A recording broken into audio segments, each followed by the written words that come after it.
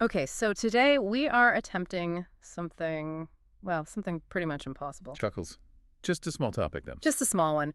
We are doing a deep dive into the United States of America. I mean, it's a nation whose history, its culture, and especially its sheer physical scale, it almost defies a quick understanding. It really does. We've pulled together this massive stack of sources, everything from, geography primers to cultural analyses, and we're going to try to give you the most critical, digestible insights. And it's an essential task, because we are talking about a true giant. The USA covers nearly 10 million square kilometers, which makes it the third largest country on Earth. Right, and home to what, about 341 million people? Around that, yeah. And it's long been known by that weighty nickname, the Land of Opportunity. Okay, let's unpack this. Our sources here cover such a dizzying range of topics, trying to define this huge, varied place. Our mission isn't just to list facts. No, It's to synthesize how this federal republic and presidential democracy is actually defined by its extremes, in its geography, its politics, its whole personality. precisely. Its core identity is that famous melting pot, right? Blending these deep influences from Native American, European, African, Asian, and Latino cultures. We are trying to understand how that unprecedented size translates into its famous commitment to freedom, innovation, and maybe most crucially, its constant sense of internal striving. We absolutely have to start with that scale. The geography is not just big, it's a collection of completely distinct worlds. Totally. You can go from near Arctic conditions in Alaska to the genuine tropics in Florida and Hawaii. The variety is stunning and has these profound implications for regional identity, for resource distribution. I mean, think about the boundaries. A fun fact from our sources really drives this home. Okay. Alaska alone has more coastline than all the other 49 states combined. Wow. Yeah, I mean, that geographical isolation and scale, that has to be what shapes its economy and its sense of independence. for sure. And then you've got Hawaii, the volcanic chain born of the Pacific Plate, which is the only island state. Hmm. But the real insight, I think, comes when we look at the natural wonders that define the national psyche. Right, the symbols of raw, natural power. Exactly. You have the Grand Canyon in Arizona, this enormous chasm, almost 30 kilometers wide, edged by the Colorado River, and it's rightly celebrated as one of the seven natural wonders of the world. The contrast is just spectacular. And you can move from that silent, ancient chasm to the roaring force of Niagara Falls in the Northeast, a massive waterfall system it shares with Canada. These sites show a land just defined by dramatic geology. And the climatic extremes are just as sharp. You can travel from Death Valley in California, which, consistently registers as one of the hottest places on Earth, Yeah. to the towering majesty of Denali or Mount McKinley in Alaska. It's the tallest peak in North America, standing over 6,100 meters high. It's a country that just encapsulates geological and climatic impossibility. That is an incredible natural range. But the human ambition to manage and conquer that scale is just as defining, isn't it? Oh, absolutely. We go from natural scale to engineering. We talk about the Great Lakes, the largest group of freshwater lakes on the globe. These aren't just bodies of water, they are historic highways that fueled industrial growth and trade for centuries. And looking toward the interior, the great arteries of the continent are the rivers. You've got the Missouri River, which is the longest, followed very closely by the Mississippi. Right. These systems don't just drain the center of the continent. They shaped migration, industry, the entire agricultural belt of the nation. And the human effort to control all of that, to connect these landscapes, it results in structures like the Hoover Dam. I mean, an engineering marvel that harnessed the mighty Colorado River for irrigation and power. Or leaping across the country, you've got the Brooklyn Bridge, a historic triumph that connected two huge urban populations, Manhattan and Brooklyn. And it just demonstrated human ingenuity overcoming massive distance. So it's a national story of controlling nature for commercial and societal purpose. Now, let's pivot from the geography of scale to the geography of history. Because the Northeast, that's where you find the foundational symbols of American democracy.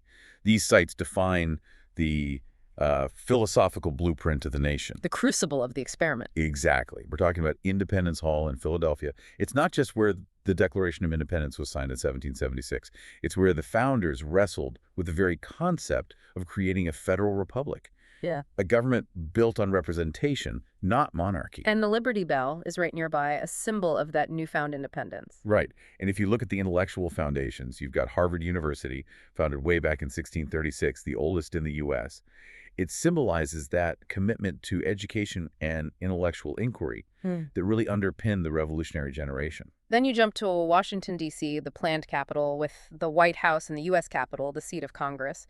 These structures are designed to represent stability, the separation of powers, and, of course, the Statue of Liberty, that iconic 1886 gift from France, welcoming people on the Atlantic side. But here's where it gets really interesting for me. Okay. If the Statue of Liberty symbolizes welcome and freedom, how do our sources reconcile that foundational ideal with the complex, often fraught history of immigration and exclusion that followed? That tension is just critical to understanding the U.S. identity. That is a central tension. And our sources, in their analysis of the current government structure, they underscore the dynamic and constantly shifting nature of this presidential democracy. They do it by noting the specific individuals currently holding the executive office, which illustrates that this system is always evolving. And that political bedrock in the East, it just contrasts so sharply with the definition of the modern American image, which so often comes from the West Coast. Oh, completely. The West Coast, California in particular, it's the global projection of American identity. You have the Hollywood sign, the Walk of Fame, instantly recognizable symbols that confirm the American film industry as like the dominant cultural export of the last century. And the engineering here focuses less on controlling rivers and more on creating spectacle. Think of the Golden Gate Bridge in San Francisco, one of the most photographed structures in the world. Or even the mystery of Alcatraz Island, the former notorious prison. Right. And even the Space Needle in Seattle, built for the 1962 World's Fair, it points toward this boundless, future-focused identity. And we can't ignore the immense cultural weight of American entertainment parks. No way. Disneyland in California was Walt Disney's first park, and then Walt Disney World in Orlando became the world's most visited theme park. The U.S. exports not just philosophy, but pure, massive-scale entertainment. And that drive to create spectacle and reach massive audiences, it links directly back to the very idea of American innovation. The scale of the imagination mirrors the scale of the land. So what's the connective tissue between the political idealists and the dream makers? Our sources suggest the genius of American innovation isn't just in isolated inventions, but in the relentless commitment to mass scaling. That's the key insight. We list the great inventors. Thomas Edison, the Wizard of Menlo Park, who gave us the light bulb in phonograph. Right. But his true innovation was establishing the electrical grid, turning a gadget into national electrification. Henry Ford didn't invent the car, he invented the assembly line, transforming transportation through mass production. And the legacy of innovation, it includes more than just industrial figures. We have the essential contributions of NASA mathematician Katherine Johnson, whose precise calculations were absolutely central to the space race. And we have to mention the German-born genius Albert Einstein, who found refuge in the U.S. and completely reshaped physics while operating within American institutions. This spirit carries right through to the modern tech frontier with people like Steve Jobs, Bill Gates, and Elon Musk, who is currently pushing the boundaries of space exploration with SpaceX. So it's a nation built on both homegrown and internationally imported genius. And all dedicated to making the small big and the big attainable. That variety and ambition, it just carries through into the actual cultural landscape, the flavor of the road, the regional flair. You can trace the shift westward on legendary roads like Route 66. The main street of America. Exactly, stretching from Chicago to Los Angeles. Route 66, it symbolizes freedom and movement, but it also reflects the fragmentation of the American experience as people migrated west searching for opportunity. It's a road that tells 1,000 different intensely regional stories. And speaking of regional flair, you see America's love for spectacle everywhere. Cedar Point in Ohio proudly calls itself the roller coaster capital of the world. Of course it does. Then there's the monumental Gateway Arch in St. Louis, Missouri, a shining stainless steel curve symbolizing the historical gateway to the West. And history is so intensely localized. Whether you're visiting the Alamo in San Antonio, the flashpoint of the Texas Revolution in 1836, or Graceland in Tennessee, the famous home of Elvis Presley. The King. These sites show how deeply cultural icons and historic struggles are woven into state identity. But if we really want to understand the tension between the ideal of the Declaration and the reality of the nation, we have to talk about the people who fought to realize those ideals. The human element is crucial here. Absolutely. The sources really emphasize the struggle for civil rights. Figures like Martin Luther King Jr., the dreamer and martyr, whose nonviolent philosophy confronted the nation with the hypocrisy of its own founding ideals. And Rosa Parks, whose simple but incredibly courageous act sparked the Montgomery bus boycott. And looking back even further, Harriet Tubman, often called the Moses of her people. She risked her life repeatedly to lead hundreds to freedom on the Underground Railroad.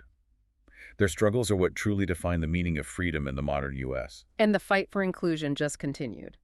Through the suffragist Susan B. Anthony, who paved the way for women's voting rights. And Harvey Milk, the first openly gay elected official and an enduring symbol of LGBTQ+ rights. They ensure that the We the People concept kept expanding. Politically, these leaders defined the nation alongside giants who navigated moments of deep crisis or change. You have Abraham Lincoln, who preserved the Union during the Civil War. John F. Kennedy, the visionary who launched the new frontier and the space age. And of course, the significance of Barack Obama, the nation's first black president, symbolizing a profound, even if it's ongoing, shift in who can lead this republic. And the reach of these figures and their nation, it extends globally through culture. I mean, the world consumes American film and music, defined by artists whose reach is just universal. Think of the music legends. Elvis Presley, the king of rock and roll, Michael Jackson, the king of pop, the soul-shaking genius of Aretha Franklin, the queen of soul. And today you've got modern icons like Taylor Swift, a definitive songwriter of her generation, and Beyoncé, a complete cultural powerhouse. They export American narrative and ambition everywhere. In film, you have the eternal icon Marilyn Monroe, along with the defining directors. Steven Spielberg, who defined cinematic wonder with these massive, accessible blockbusters. And Martin Scorsese, the master who examines the soul and the violence residing in the American experience. They tell the American story to the world. Right. And finally, you can't overlook the unique role that sports play. As a metaphor for American grit, focusing on national pastimes like American football, baseball, and basketball. And the athletes are often the clearest examples of breaking barriers. Muhammad Ali, the greatest, was an activist who transcended sports. Jackie Robinson, who broke baseball's color barrier, symbolized profound racial progress. And Serena Williams, a tennis legend who just embodies power, precision, and grace. These figures exemplify perseverance, that constant striving to succeed against the odds. So after all that, what does this all mean? We've covered everything from the immense geological extremes of Denali to the synthetic entertainment of Disneyland. From the revolutionary ideals written in Independence Hall to the struggle for civil rights. The USA is defined by its massive physical scale, its relentless, mass-scaled spirit of innovation, and its complex, constantly evolving legacy of democracy and struggle. It remains the world's largest economy, driven largely by technology and finance, and its official motto, "In God We Trust," really encapsulates that blend of ambitious capitalism and deep, inherited heritage. It is truly a nation of constant and often competing narratives. And that leads us to our final thought for you to chew on. We've seen that the U.S. celebrates both its founding fathers, like George Washington, the ultimate symbol of foundational authority, and its modern cultural shapers like Taylor Swift, the ultimate symbol of modern influence and accessibility. Consider the span between the two. What does it tell you about a nation that treats the authors of the Declaration of Independence and the authors of global pop anthems with equal fervor as cultural icons? That's something to mull over on your own. We've got everything from geology reports to biographies, and our mission is to give you that ultimate shortcut. High-value synthesis. And the topic is huge. We're talking about Canada. One of the world's largest, most powerful, and culturally influential nations. And we have to start with the motto, don't we? Amori Usk Admire. From sea to sea. It's not just a nice phrase. I mean, it's a geographic reality. The scale is the first thing you have to understand. Right. Our sources make it so clear. This is the second largest country on the planet, almost 10 million square kilometers. And that scale requires some structure. So we're diving into a federal parliamentary democracy. And a constitutional monarchy. Which means King Charles III is still technically the head of state. It's this vast nation, but it's built on these, very specific foundations. Absolutely. And those foundations have these globally recognizable symbols. It's officially bilingual, English and French. And the symbols themselves are kind of Charming, aren't they? The maple leaf, the beaver, the Canada goose. Exactly. So we're going to walk you through that monumental landmass, then get into the icons, urban and natural, and finally the people who really built the country. Okay, let's start with that landmass. The sheer scope. It only shares a border with one country, the United States. But, and this is a huge push, but it has the longest coastline in the entire world. It's an astronomical figure. Over 243,000 kilometers. Along 3 oceans. I mean, just try to picture that. And here's the fact from the sources that just, it almost sounds made up. Canada has more lakes than every other country on Earth combined. Wait, say that again? More lakes than all other countries combined. It's functionally infinite. Water isn't just a feature there, it's the defining characteristic of the entire place. So when you look at the major physical features, it tells the story of immense geological time. Oh, absolutely. You've got the Rockies in the west, which are relatively young, these huge jagged peaks. And then contrast that with the Canadian Shield. Which is some of the oldest rock on the planet. It's the foundation of North America, really. Full of minerals, but it's a brutal landscape. And out west, you really see that scale. The highest mountain, Mount Logan, in the Yukon, it's nearly 6,000 meters high. A powerful reminder of how young and active those western ranges are. And the power isn't just in the rock, it's in the water. I mean, everyone knows Niagara Falls. Of course. One of the world's most powerful, shared with the U.S. But our sources pointed to something even more extreme, didn't they? The Bay of Fundy. Between New Brunswick and Nova Scotia, this is where you find the highest tidal range on Earth. And we're not talking about a small difference. The water level can change by more than 16 meters. That's like a 5-story building. How does that even work? Well, it's all about the unique funnel shape of the bay. It basically resonates with the tide and amplifies it. And the result of that incredible daily force, you get these things called the Hopewell Rocks. The flower pot rocks, yeah. Yeah. In New Brunswick, there are these massive formations carved out by the tides. You can literally walk on the ocean floor at low tide. And then a few hours later, they're just tiny islands. It's nature sculpting on a colossal scale. So from that raw elemental power, let's shift to the places people actually seek out. The iconic landmarks. Starting out west. This is the Canada you see on postcards, right? The Rocky Mountains, we're talking about Alberta. Banff National Park, which is Canada's oldest. And its neighbor, Jasper. And you have to understand, these aren't just parks. They are vast mountain wildernesses. And inside them, you find those images. Lake Louise. That iconic glacier-fed emerald green lake. And Moraine Lake with that deep, deep turquoise blue nestled in the valley of the 10 Peaks. What's so amazing is how they've made this extreme beauty so accessible. That's the key, the Icefields Parkway. Right, the road connecting Banff and Jasper. Yeah. Our sources call it one of the world's most scenic drives. It lets you get right up close to things like the Athabasca Glacier. It really turns a mountain expedition into a controlled adventure. Okay, so let's jump straight from that wilderness to the big cities. The contrast is what defines the country. Absolutely. Take Toronto, you have the CN Tower. For a while, it was the world's tallest freestanding structure. It's still this, 553-meter monument on the skyline with that glass floor that terrifies everyone. But Toronto also has the Royal Ontario Museum, the ROM. It's the country's largest museum for world cultures and natural history. So there's real depth there. And then you contrast that modern city with old Quebec. Oh, View Quebec. Yeah. It's like stepping into 17th century France. It's a UNESCO World Heritage Site, a walled city. And it's dominated by that one building, the Chateau Frontenac. I think I read it's one of the most photographed hotels in the world. It's an act of cultural preservation, really. And then you've got the capital, Ottawa, which sort of balances the two. It's mystery and governance. You've got Parliament Hill, the Peace Tower. It's the seat of government. But what I love is what they do with their infrastructure in the winter. The Rideau Canal, exactly. It's a UNESCO site, built for military reasons. But every winter, it freezes solid and becomes the world's longest natural skating rink. Right. It just raises that question of how often a harsh climate forces you to create something that becomes this unique cultural experience. That seems to be a recurring theme. And a couple of fun facts to bring those cities to life for you. In Ottawa, you have to try the beaver tails pastries at the Byward Market. A Canadian classic. Oh. And out in Vancouver, in Gastown, there's the Scheme Clock, which actually runs on steam and whistles every 15 minutes. It's amazing. So from the settled south, we have to go north. To the far north and the Arctic territories.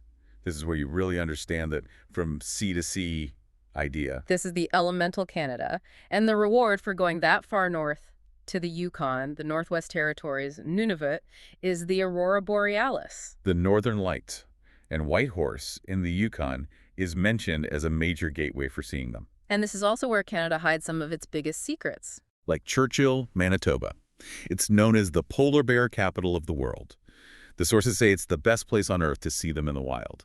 And remember, we mentioned Niagara Falls. I did. Well, Nahanni National Park Reserve up in the Northwest Territories has Virginia Falls, and it is twice as high as Niagara. Twice as high, but far less known. It's credible. The scale just keeps going.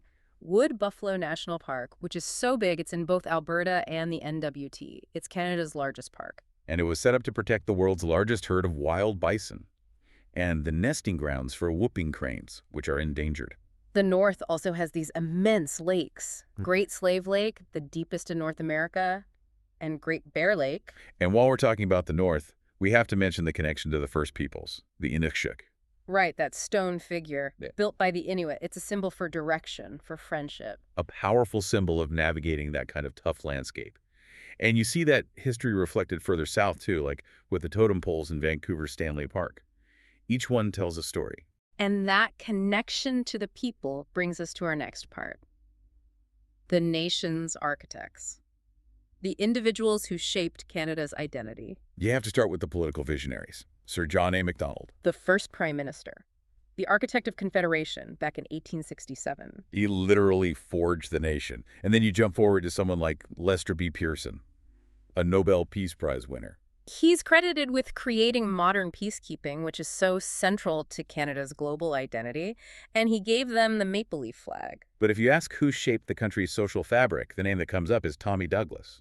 The sources say he was voted the greatest Canadian of all time. And for one reason, really. He's known as the father of Medicare, universal health care. That single idea completely reshaped Canadian society. But you know, in building a nation, there are always figures who have to fight for recognition. And that's where you have to talk about Louis Riel, the Métis leader, the spiritual father of Manitoba. His legacy is complex, for sure. It involved armed resistance. But he is a key figure in the fight for Indigenous rights. Absolutely. And then there's Viola Desmond, a civil rights pioneer. She stood up against racial segregation in a movie theater in Nova Scotia long before the movement in the U.S. got widespread attention. And now she's on the $10 bill. A permanent recognition. Yeah. And finally, you have that symbol of pure resilience, Terry Fox. The one-legged runner. He started the Marathon of Hope to raise money for cancer research. He couldn't finish his run across Canada. But the run continues in his name all over the world. It just embodies that national spirit. And that spirit carries through to Canada's global influence, which is just, it's huge, especially in science and culture. Let's start with medicine. You can't. You just cannot talk about 20th century medicine without Frederick Banting and Charles Best. The co-discoverers of insulin. I mean, think about it. It's one of the most important medical breakthroughs ever. It saved millions of lives. Banting won the Nobel Prize for it. And we should also mention Alexander Graham Bell, Scottish-born, but he was a Canadian citizen when he was working on the telephone. He's part of that legacy of innovation. And they've taken that legacy literally into space. Roberta Bondar, Canada's first female astronaut. And Chris Hadfield, the ISS commander, who became a global sensation for singing Space Oddity in orbit. It's that commitment to exploration. Okay, let's pivot to the arts. The literary giants are just phenomenal. You have Margaret Atwood, of course, Yeah. The Handmaid's Tale, and Alice Munro, who won the Nobel Prize for Literature in 2013. Her short stories about rural life are just masterpieces. And then there's the visual influence. The architect Frank Gehry was born in Toronto. He designed the Guggenheim in Bilbao. And at home, you have the Group of Seven. Those landscape painters. They fundamentally changed how Canadians saw their own country.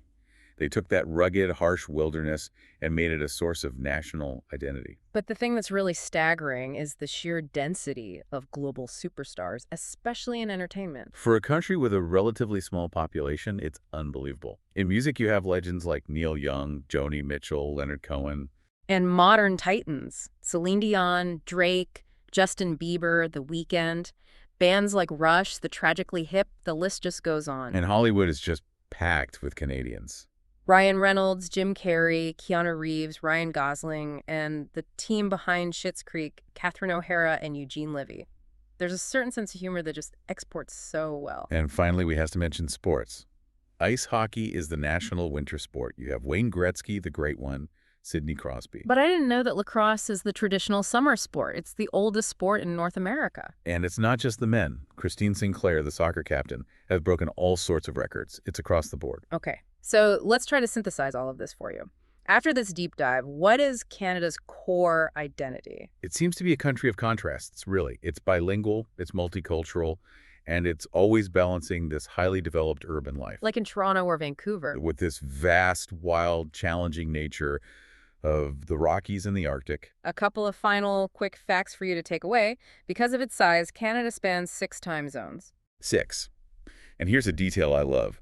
The word Canada actually comes from the Iroquois word Kanata, Which means village. which means village. So they went from a single village to the second largest nation on Earth. That is quite the journey. And that journey leads us to a final provocative thought for you to think about. The sources all mention how Canada is known for being friendly, for being polite. Right, it's the stereotype. It is. But given this country's history of world-changing innovation, insulin, peacekeeping, Medicare, and the immense creativity it produces, from art to music, what role does this vast, challenging, often remote landscape play in shaping a population that seems equally capable of both immense politeness and profound world-changing creativity? Something to mull over until our next deep dive. Let's get into it. Today, we're doing a deep dive into the Commonwealth of Australia, that huge, sun-scorched, and just incredibly unique place everyone knows as the land down under. It really is. And our goal here is pretty simple. We're taking your sources, we're cutting through all the noise, and we want to leave you really well informed about its geography, its, 60,000-year history, and its, frankly, staggering impact on modern culture. It's a fascinating subject for any deep dive, I think, just because of its core complexity. I mean, right out of the gate, you have this massive fact.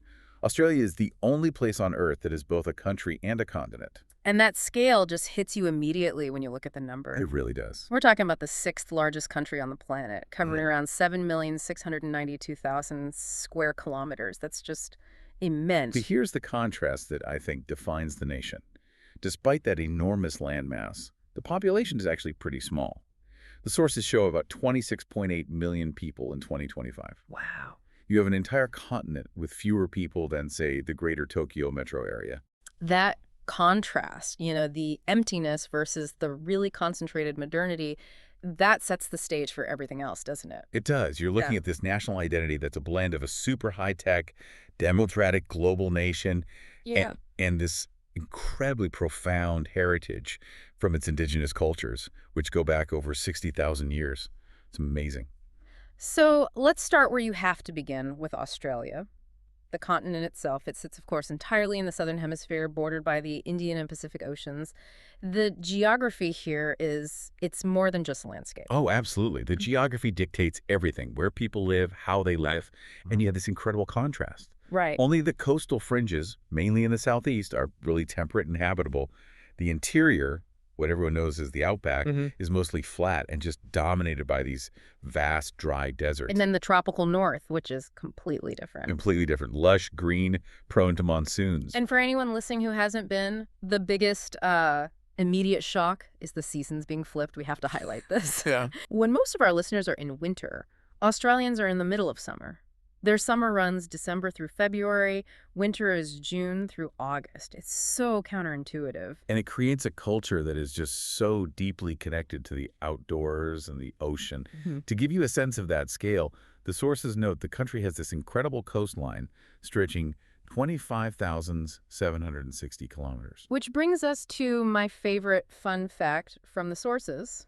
The beaches. The beaches. Australia has over 10,000 of them. I mean, you could visit a new beach every single day for 27 years. And that statistic just proves it, right? No matter how vast the interior is, the country really lives by the water. That's the Australian experience for most people. But when you do look inland, it's a much harsher environment. The longest river is the Murray, which is about 2,508 kilometers long, and it's vital for farming. But then you have something like Lake Eyre, the largest lake, which years can just be a massive salt pan. Right, it only fills up when there's huge rainfall. Exactly. That kind of volatility is a major feature of the land. So before we get into the culture, let's just quickly touch on the political identity, because it defines how this whole territory is governed. It's a federal parliamentary democracy, but also a constitutional monarchy. Right. So what that means, in practice, is that while the government is elected by the people, the head of state is actually King Charles III. And he's represented by the Governor General. Exactly, whose role is largely ceremonial, but does hold some pretty significant constitutional powers. It's an inherited system. But the real head of government, the one with the power, is the elected Prime Minister Anthony Albanese as of 2025. And the national symbols really capture that mix of the old world and the new land. The flag has the Union Jack, sure, but also the Commonwealth Star and the Southern Cross constellation. And the animals, you can't forget them. The kangaroo and the emu. Perfect. Now, if we're really doing a deep dive, we have to anchor this discussion in the indigenous heritage, the Aboriginal and Torres Strait Islander peoples. This is a history of just profound depth. We're talking about one of the world's oldest living cultures, dating back more than 60,000 years. That ancient foundation is the bedrock of the entire continent. 60,000 years. This is a staggering timescale to even comprehend. And modern Australia, while it operates in English, is still this rich tapestry of language. The sources said over 250 indigenous languages are still spoken. And that heritage has seeped into the English that modern Australians speak. So many words that feel totally Australian actually come from those original languages. Like kangaroo. Exactly. We mentioned the animals, and there it is. The word kangaroo comes from the Aboriginal word gangaroo. It's this constant, quiet reminder of the land's first people. That's fantastic context. Okay, so from language to flavor, the cuisine, which is, well, it's another crucial, if slightly quirky, part of the national identity. Ah, yes, the quirks. Look, Australians have perfected global food, but their own distinct staples are unique. You have the BBQ, which is basically a national ritual, and things like the meat pie. But then you get to the stuff that really confuses outsiders. Let's start with Vegemite. You have to. This black, salty, yeasty spread, it is a national obsession, but it's more than food. It's like a cultural test. The key is you spread it thin on toast. Right, very thin. It's about the flavor, not the quantity. Yeah. And for sweets, you have the lamington, that sponge cake dipped in chocolate and coconut, and the pavlova. The great dessert debate. Oh, the rivalry over whether Australia or New Zealand invented the pavlova is practically a national sport in itself. It seems like everything in Australia leads back to sport. It's not just an activity, it's a genuine national passion. It connects every single community.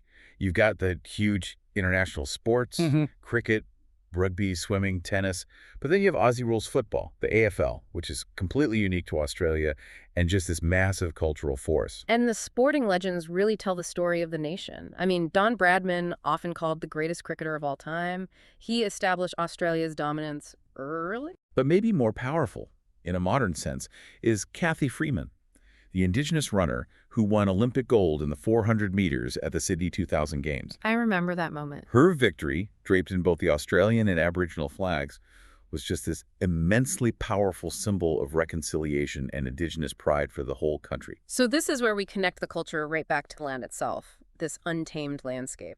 Australia has wonders so vast that, as the sources confirm, some of them are visible from space. The first one you have to talk about is the Great Barrier Reef. It's the world's largest coral reef system, stretching over 2,300 kilometers. The sheer biodiversity there is. It's just unparalleled. And its health is, of course, a huge global concern. And then you have the spiritual heart of the continent, Uluru. Uluru, that massive red sandstone monolith, and the nearby Katachuta. Both are UNESCO sites, but their real significance is so much deeper. They hold profound sacred meaning for the Aboriginal people of the Northern Territory. And that tension between a sacred place and a global tourist magnet, that's key to understanding modern Australia. It really is. And then in total contrast, you go north to the Daintree rainforest. The sources say this is the oldest tropical rainforest on Earth, over 180 million years old. It's like a living museum. The variety is just staggering. From ancient rainforests to the 12 Apostles in Victoria, those limestone stacks, or Fraser Island, Kagari, the world's largest sand island. And that variety creates the perfect conditions for endemic species. And this is a key idea. Endemism means the species is found only in Australia, nowhere else. Which gives us the greatest cast of characters in the animal kingdom. It really does. The kangaroos, koalas, wombats, emus. And we have to repeat that fact. Australia has more kangaroos than people. And then there are the true oddities, like the platypus. The source material said it confuses scientists and children alike, which is perfect. Because it's a mammal that lays eggs. It's an evolutionary mashup that just screams Australia. And we can't forget the happiest animal on Earth, the quokka. Found on Rottnest Island, always looks like it's smiling for a selfie. So, moving from the wild to the man-made. The cities. Sydney, of course, has the global icons. The Sydney Opera House, that masterpiece of architecture, and the Sydney Harbour Bridge. The coat hanger, as they call it. Exactly. And then you've got Melbourne, the cultural rival, with places like Federation Square and Flinders Street Station. And we should mention Canberra, the planned capital, home to Parliament House. The center of government. It's easy to focus on that 60,000-year history, but the modern nation is actually quite young, and its founding story is full of both pioneers and some pretty unconventional heroes. Well, the timeline for modern Australia really starts with Captain James Cook mapping the East Coast in 1770. That led to the First Fleet and Arthur Phillip founding Sydney in 1788. But the figures who define the national character are often the rebels, like Ned Kelly, the famous outlaw. He's not just some bandit. He became a folk hero. Right, a symbol of resistance against the establishment. His story is, I think, crucial to understanding that Australian suspicion of rigid authority.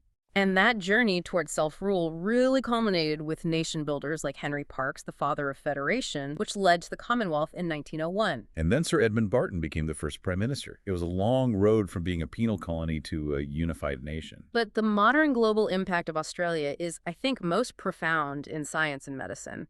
They have this incredible track record of breakthroughs that save lives everywhere. Absolutely. Take Howard Florey. He co-developed penicillin. I mean, that single breakthrough has saved millions and millions of lives. An enormous contribution, and the list just goes on. Ian Fraser invented the HPV vaccine, which is a critical tool against cancer. And Elizabeth Blackburn won the Nobel Prize for her work on telomeres, which helps us understand aging itself. And in technology, the impact is just as huge. Graham Cluck invented the bionic ear, the cochlear implant, which gave deaf people access to sound. And think about this, the flight data recorder, the black box. Invented by David Warren, essential for aviation safety across the entire planet. It's just astonishing. Their creative export is just as defining. In literature, you have a Nobel Prize winner, Patrick White, and Thomas Keneally, whose novel became the film Schindler's List, and of course the poet Banjo Patterson, who wrote the unofficial national anthem, Waltzing Matilda. And the cultural dominance in music and film is just undeniable. I mean, AC/DC, Kylie Minogue, Sia, Tame Impala, even the Bee Gees were raised in Brisbane. And Hollywood is practically an Australian colony these days. It really is. The sheer number of stars, Cate Blanchett, Nicole Kidman, Hugh Jackman, Chris Hemsworth, Margot Robbie, it's immense. And filmmakers, too, like George Miller with Mad Max or Baz Luhrmann. And you have to mention a more recent cultural icon, Steve Irwin, the crocodile hunter. Absolutely. His passion for conservation, now carried out by his daughter Bindi, really defined that adventurous wild spirit of Australia for a whole generation. So before we wrap up, we need to come back to that core idea we started with. The ancient land versus the young nation. We've established the 60,000-year history, but the modern legal framework is just a few hundred years old. And the greatest struggle within the nation has been about reconciling those two things, to sort of synthesize this deep dive. We've looked at a country defined by extremes, its size, its unique wildlife, its massive scientific output. Which brings us to a really crucial moment that you have to understand to get modern Australia, the legacy of Eddie Mabo. He was the Indigenous land rights activist whose legal fight changed everything. It did. The Mabo decision in 1992 legally recognized Indigenous land rights.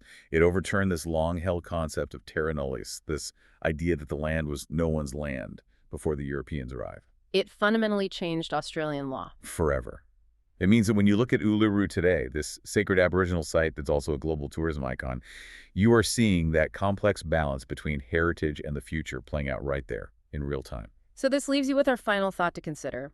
What does it really mean to be a country whose deepest identity goes back tens of thousands of years, represented by a sacred rock, yet whose biggest global cultural symbol is the Sydney Opera House, a piece of sleek, modern architecture? It's that complexity. It is. It's a national identity that I think is perfectly captured in that tourism slogan we found in the sources, "There's nothing like Australia."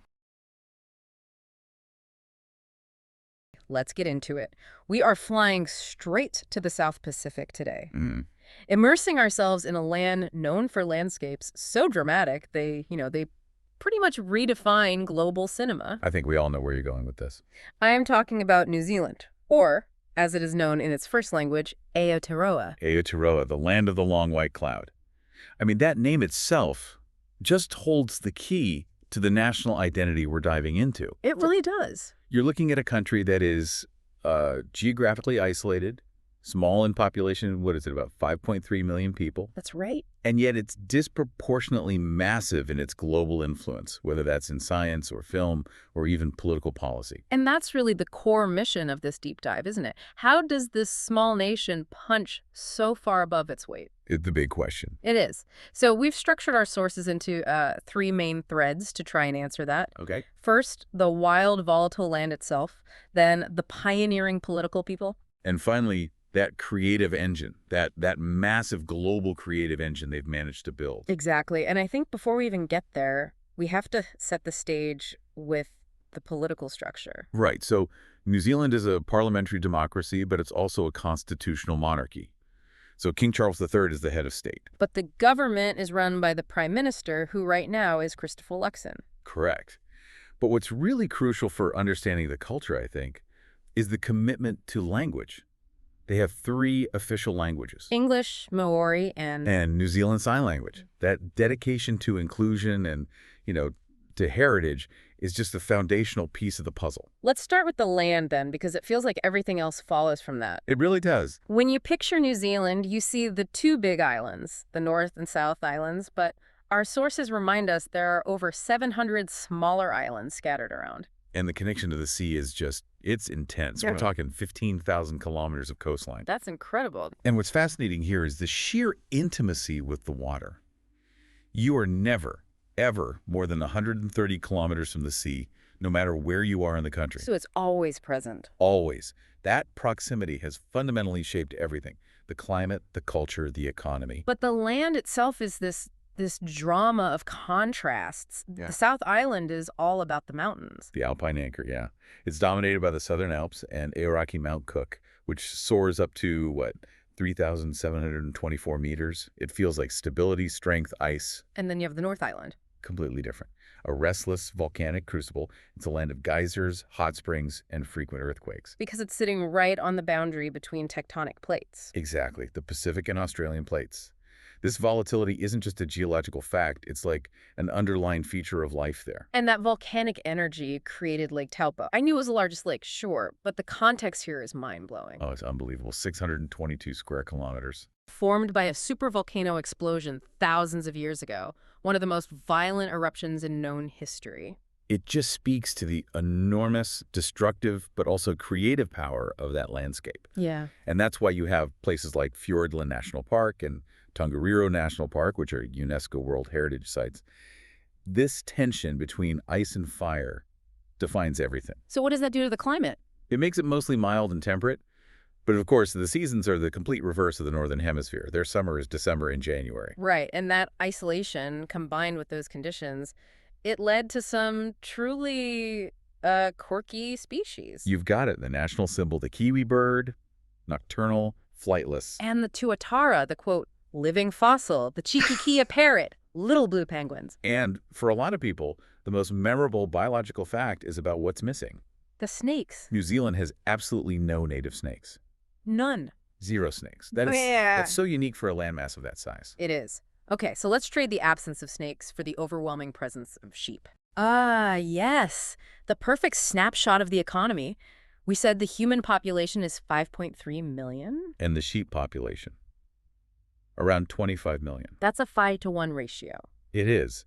And that massive disparity is why agriculture, dairy, wool, meat, wine, kiwi fruit is such a colossal industry for them. Which connects the land perfectly to their national brand, doesn't it? How so? Well, you can't separate that agricultural reality from their tourism slogan, 100% pure New Zealand. That's a great point. That brand is their most valuable asset. They guard it fiercely. Right. Not just because it looks good on a poster, but because their whole economic strength relies on that idea of purity. That's the deeper insight, I think. The landscape is both their greatest source of wealth and their greatest vulnerability. It demands constant stewardship. And that's a perfect transition into the people who built a society on this foundation. Let's do it. So culturally, the foundation is the deep Maori heritage. It goes all the way back to legendary Polynesian navigators like Kupe. And we see that heritage alive today through figures like Te Rauparaha, the great warrior chief from the 19th century. And Tiraparada is critical because he composed Kamate Haka The haka, I mean, that traditional Maori dance is known all over the world. because of the All Blacks. Exactly. The National Rugby Union team performs it before every single match. And it's not just a dance, it's a powerful challenge. It's a show of unity. It's a direct link to ancestral history performed on a global stage. The ultimate connection between deep culture and modern sport. And you can see that link literally on the ground in places like Rotorua. It's a Maori cultural heartland. Where they use the geothermal heat from the earth, right? Yeah, at places like the Wakarewerewa Maori village, they use that energy for cooking, for bathing. It's this tangible, living connection to the land. And that same pioneering spirit, it manifested politically almost immediately. It really did. New Zealand holds the incredible distinction of being the first country in the world to grant women the right to vote. 1893, led by the suffragist movement and a woman named Kate Shepherd. Think about the global implications of that. I mean, they were setting the standard for social justice over a century ago. And that pioneering nature has continued, right through to modern leaders. You mean like Jacinda Ardern? Absolutely. Yeah. She gained massive international admiration for her empathy, for her crisis leadership. Especially after the Christchurch mosque shootings. For sure. And if you go back to the 1980s, you have Prime Minister David Lange. Right, the anti-nuclear policy. Yeah, right. profound stand. Mm-hmm. He effectively banned any nuclear-powered or nuclear-armed ships from entering New Zealand waters. And that must have caused some serious ripples internationally. I mean, with allies like the United States. Oh, it caused an absolute crisis. Right. The U.S. essentially suspended its military treaty obligations. Wow. But what's fascinating is that the nation they accepted that cost. They chose to preserve their sovereign anti-nuclear status. Which comes back to that idea of self-preservation, of self-reliance. Deeply woven into their identity. And you see it in other figures, too, like Suraparanangata. He fought to preserve the Maori language and cultural lands in the early 20th century. And Michael Joseph Savage, who in the 30s built the foundation of their welfare state. So this pattern, it's about pioneering social change and fiercely defending their own unique identity. It's a recurring story. Okay, let's move from political intellect to pure scientific genius. Because the number of breakthroughs to come from this small country is, well, it's almost unbelievable. This is where their small size makes the achievements even more impressive. You have to start with Sir Ernest Rutherford. The father of nuclear physics. The very same. He was the first person in history to split the atom. Just think about the impact of that one discovery on the entire 20th century. That alone would be enough for a small country's legacy. But he's not an outlier. Not at all. You have other Nobel laureates, like Maurice Wilkins. He made crucial contributions to discovering the structure of DNA. And Alan MacDiarmid, who won his for work on conductive polymers. Which basically set the stage for modern flexible electronics. And then there's Sir William Pickering. He directed NASA's Jet Propulsion Lab. For 22 years, during the most critical period of the space race, including the launch of Explorer 1, America's first satellite. It's a legacy that just completely belies their size. But it doesn't stop with science. Their creative engine is just as massive, especially in film. The sources call them film royalty. And you have to start with Peter Jackson. Of course, The Lord of the Rings. He fundamentally transformed their landscape into Middle-earth for the whole world. But he did more than that. He created an entire creative ecosystem. You mean Weta Workshop? Exactly, the special effects powerhouse. And that ecosystem is what allows directors like Taika Waititi to thrive. Right, who brings this unique indigenous sensibility and humor to huge franchises like Thor, Ragnarok, or an Oscar winner like Jojo Rabbit. And you can't forget Jane Campion, an absolute titan of cinema. The piano, the power of the dog. She was the first woman to win the Palme d'Or at Cannes. And that creative output, it's not an accident.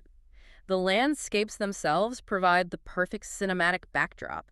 Film is a major economic driver for them. For sure. But the artistic influence goes way beyond film. In literature, you have someone like Catherine Mansfield, a pivotal modernist writer. And more recently, Eleanor Catton. She became the youngest ever winner of the Booker Prize for her novel, The Luminaries. Then there's music. Lorde just exploded as a global pop phenomenon. With her minimalist style and complex lyrics. And you've also got Crowded House. Don't Dream It's Over, a timeless anthem. And the comedy folk duo Flight of the Conchords, who basically distilled New Zealand humor for the rest of the world. The energy is just incredibly vibrant. It proves that isolation doesn't have to breed insularity. In their case, it fostered a unique voice. So now that we've set up the landscape and the culture, let's look at how the world actually experiences it through tourism and adventure. And that tourism slogan, 100% pure New Zealand, it's a direct promise of what you're going to get. And they really deliver. I mean, for so many people, the first stop is connecting with that film legacy. The Hobbiton movie set in Matamata. It's a huge attraction. Or Tongariro National Park, which is the fiery location from Mount Doom. But adventure is an even bigger driver, I think. Queenstown has truly earned its title as the adventure capital of the world. It's where commercial bungee jumping was practically invented, right? That's the story, yeah. Alongside jet boating, canyon swinging, skydiving, you name it. But the natural beauty goes way beyond just adrenaline. Take Milford Sound. Often called the eighth wonder of the world. And it feels like it. It's this massive fjord carved by glaciers with sheer rock faces rising thousands of feet straight out of the water. And waterfalls just cascading down into the sea. It's a stunning visual. Or what about the Waitomo glowworm caves? A totally different kind of sensory experience. You're on a silent boat underground, and the ceiling is lit by thousands of tiny glowworms. It's like staring up at a magical, silent, blue-starred sky. My personal favorite, though, is Hot Water Beach on the Coromandel Peninsula. Oh, this is the one where you dig your own spa. You literally dig a hole in the sand during low tide, and it fills with naturally hot water from the geothermal energy bubbling up from below. That's a hands-on relationship with the planet. It is. And even their cities reflect this resilience. Wellington, the capital, is compact, it's cultural. Auckland is the big economic hub with the Sky Tower. Well, look at Napier. A remarkable story. After a devastating earthquake in 1931, the entire city was rebuilt. In the 1930s Art Deco style, it's an architectural statement of resilience. They rebuilt quickly, collectively, and with a huge amount of style. So wrapping this all up, what does this mean for you, the listener? Well, we've seen New Zealand is defined by this fierce, protective commitment to nature. Right. No point is far from the sea, unique wildlife, an economy built on purity. And this small country has a truly pioneering political spirit. First in the world with women's suffrage. We've tied that economic strength, dairy, tourism, film, to their cultural touchstones, especially the pervasive Maori heritage that you see in the haka. It's a country whose isolation really forced it to become incredibly self-reliant and creative. And project a really distinct identity outward. We started by noting the country's motto, God Defend New Zealand. And we talked about its commitment to self-preservation, from David Lange's anti-nuclear stance to its deep commitment to the environment. You see that in places like the Te Waikoropupu Springs, which contain some of the clearest fresh water ever measured. Which brings us to our final provocative thought for you to explore. Given that New Zealand is so consistently portrayed as this peaceful, isolated, idyllic paradise, why is self-defense, self-reliance, and self-preservation such a persistent and dominant theme in its national identity? Is it because they understand how fragile their isolation is? Or is it a historical reaction to colonialism, or maybe even to the violent power of the land itself? It's a fundamental tension.